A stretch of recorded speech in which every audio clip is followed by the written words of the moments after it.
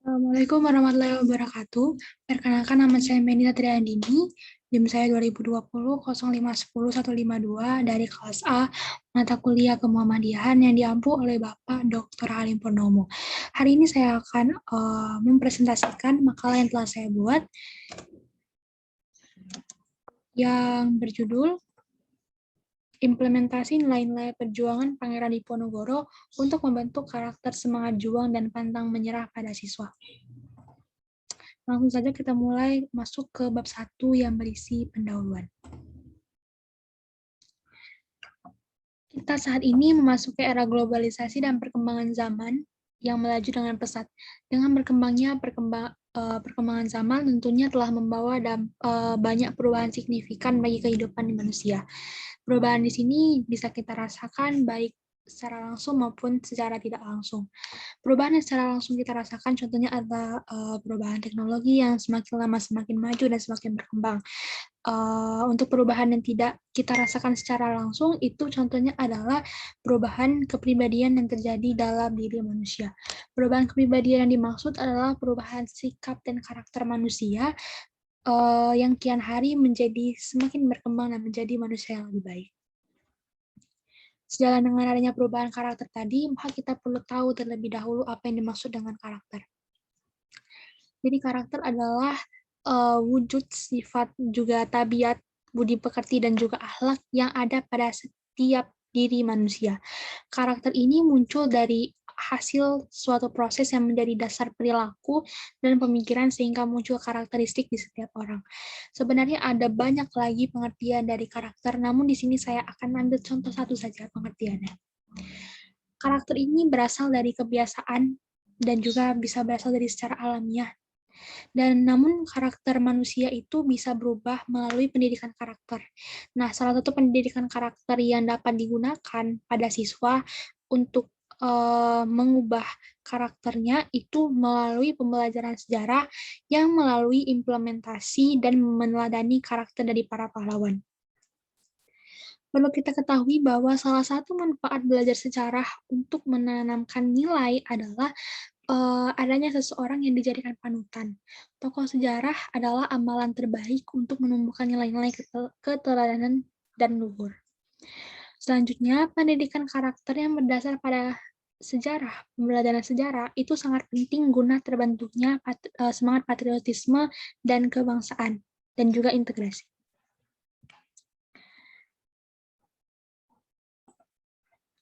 Keywords pada makalah saya kali ini adalah pendidikan karakter, terus sejarah, pahlawan, implementasi, dan juga yang paling penting adalah Pangeran Diponegoro sebagai objeknya.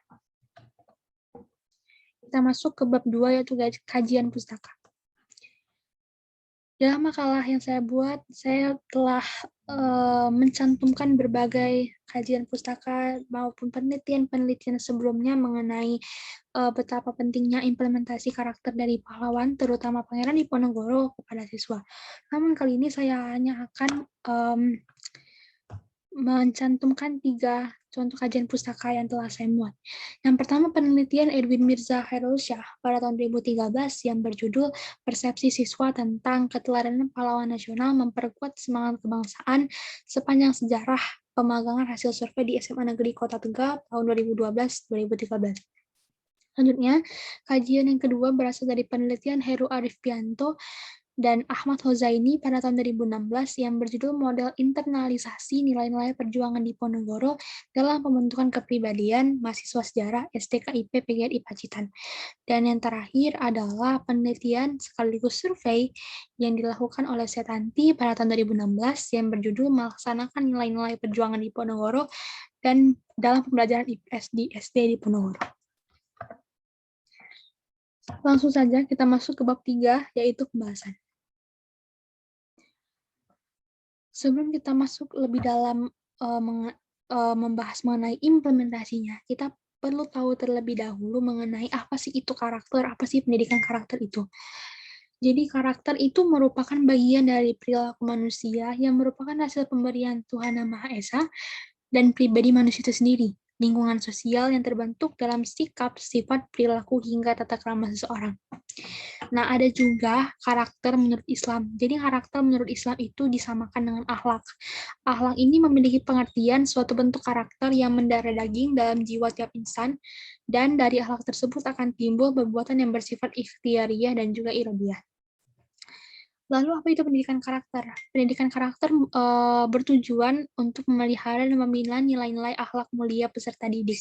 Pendidikan karakter ini adalah sarana untuk membentuk karakter yang lebih baik, ataupun juga bisa merubah karakter menjadi lebih baik.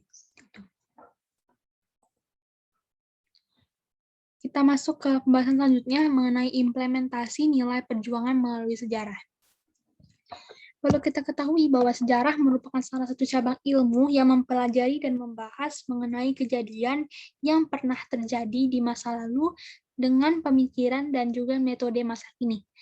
Ilmu sejarah juga diartikan sebagai cabang ilmu yang mencari, menelaah, menginvestigasi, hingga menjelaskan berbagai nilai-nilai budaya yang berasal dari peristiwa yang terjadi di masa lalu.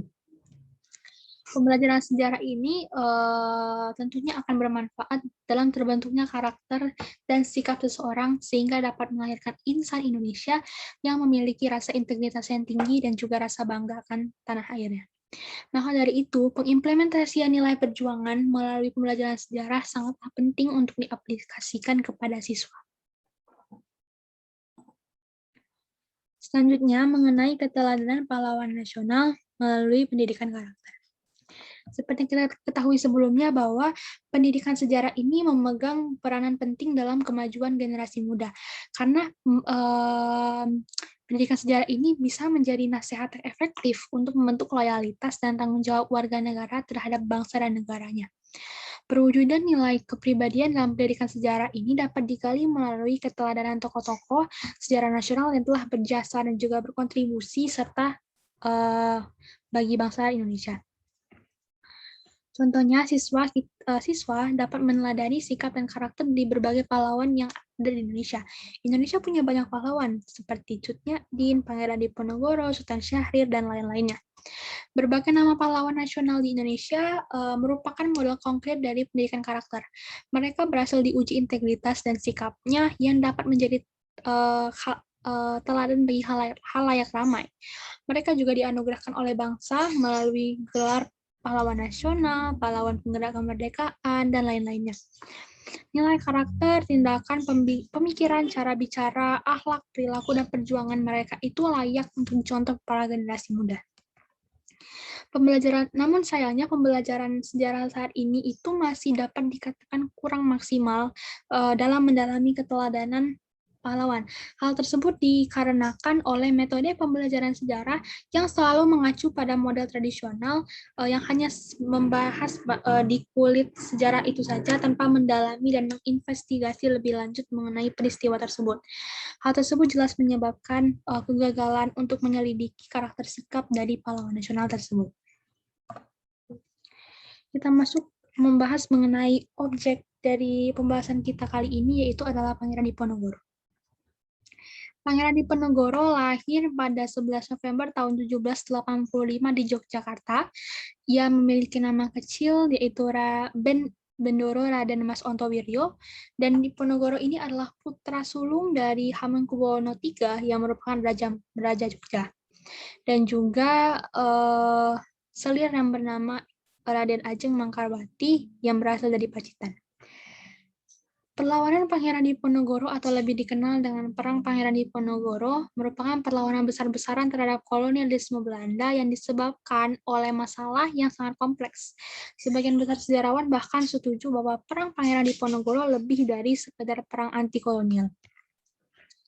Menurut sejarawan klasik Belanda, perlawanan Pangeran Diponegoro didasarkan pada jihad Islam untuk mengusir Belanda yang dianggap kafir dan juga menyebabkan banyak kesulitan keuangan kepada Indonesia.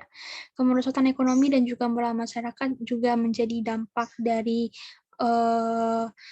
adanya Belanda di Indonesia. Dampak perjuangan Pangeran Diponegoro terhadap masyarakat Indonesia tidak hanya terjadi pada saat perlawanan, namun juga setelahnya. Bahkan pada masa revolusi nasional Indonesia pada 1945 hingga 49, nama Pangeran Diponegoro ini masih digunakan sebagai simbol perlawanan terhadap Belanda yang ingin kembali menjajah Indonesia setelah Perang Dunia Kedua berakhir. Dan perlu diketahui juga Pangeran Diponegoro ini pernah diasingkan ke Makassar selama sisa hidupnya hingga akhir hayatnya.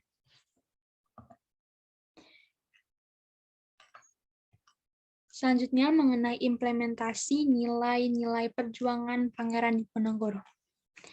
Ada banyak sekali karakter, sikap, perilaku Pangeran Diponegoro ini yang dapat kita teladani dan kita implementasikan dalam kehidupan sehari-hari.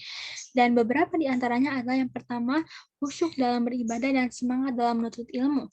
Pangeran Diponegoro ini disebut-sebut telah mencontoh dan mentaati sifat dari Nabi Muhammad SAW dalam kesehariannya. Kehidupannya dikenal religius sejak remaja dan ia merupakan seorang santri yang religius dan juga dekat dengan Allah. Selanjutnya, Pangeran Diponegoro ini juga memiliki ilmu kanuragan. Pangeran Diponegoro dikatakan memiliki fisik yang sangat kuat yang berasal dari ilmu kanuragan dan juga pencak silat yang berlangsung jauh sebelum pecahnya perang. Yang ketiga, Pangeran Diponegoro memiliki semangat juang yang tinggi dan pantang menyerah. Ketika ia memasuki usia dewasa, Pangeran Diponegoro mulai menampakkan sikap teguh pada prinsip dan juga tidak mudah tergoyahkan dengan hal-hal yang mengganggunya. Yang keempat, Pangeran Diponegoro merupakan sosok yang memiliki karakter kuat. Pada masa kecilnya, ia dibesarkan dalam suasana religius dan juga adat bangsawan sebagai bangsawan Jawa yang terikat oleh berbagai macam hukum. Nah, dari hal tersebut ditanamkan dalam diri murid-muridnya, bahkan selama perang, ia selalu berusaha untuk meniru jejak dan tindakan Nabi Muhammad. Tetapi ia juga menunjukkan ketaatan kepada agama kita, yaitu agama Islam. Selain itu, ia juga menerapkan prinsip moral dan etika kesatria Jawa. Yang kelima, memiliki sikap bijaksana dan teguh pada pendirian. Pangeran Diponegoro juga dikenal sebagai sosok yang bijaksana dan juga teguh pada pendirian. Beliau sangat terkenal dengan akhlaknya yang arif dan juga bijaksana. Dia juga tidak segan-segan menghukum pelaku dan juga tidak lupa memberikan hadiah penghargaan kepada mereka yang berhasil melakukan pekerjaannya dengan baik. Yang keenam, pemberani, terutama dalam memperjuangkan kebenaran. Keberanian Pangeran Diponegoro tercatat dalam banyak buku-buku dan tulisan-tulisan tangan. Sebagai contoh adalah babat versi biografi yang menceritakan bagaimana Pangeran Diponegoro ini jatuh ke telinga Mayor Wironagoro yang merupakan Panglima Keraton Yogyakarta. Dan yang terakhir, jujur dan selalu bertawakal kepada Allah Subhanahu wa Ta'ala. Sikap dominan lainnya dalam diri Pangeran Diponegoro ini adalah dia adalah sosok yang sangat jujur. Bahkan ia berani mengakui kekurangannya dan kelemahannya sendiri. Ia berusaha menjadi muslim yang baik, berperilaku dan juga perilaku kesehariannya ini menarik simpati terhadap lingkungannya. Sebagai seorang bangsawan Jawa, ia memegang teguh adat dan tradisi nenek moyangnya, dan di antara para ulama, dia adalah seorang muslim yang saleh dan taat. Sedangkan di mata publik, ia dianggap sebagai pemimpin yang bijaksana, jujur, rendah hati, dan juga pemberani. Dan kita masuk ke kesimpulan.